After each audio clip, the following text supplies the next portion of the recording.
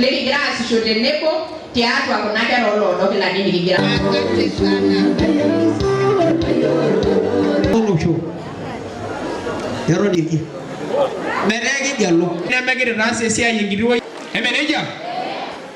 Leo tumekuja kupatia vikundi 11, kila kikundi inapata kwa program ya restocking inapata mbuzi 10 kwa kila kikundi.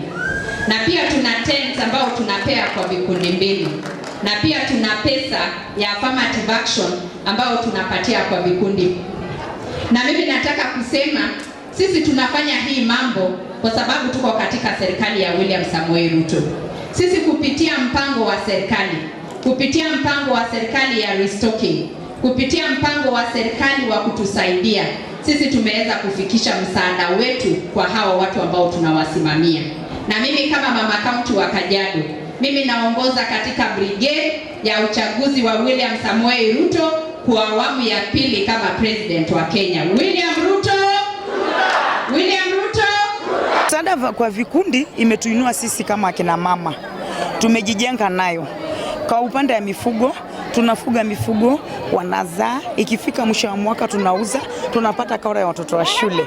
Na saa ingine tunapata pia chakula kidogo ya kutunza naye watoto. Na hapa hizo check pia inatusaidia pia kupata basari za watoto wa shule. Na kwa imetusaidia sana. Tuko na furaha sana kwa siku ya leo.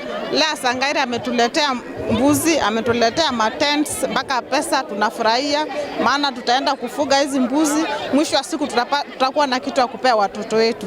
Umuhimu wa hizi pesa ya vikundi, tutasaidia kama watoto wetu waona school fees, tutawalipia school fees na hizo pesa. Kama kuna mgonjwa, tunamlipia hospitali na hizo pesa.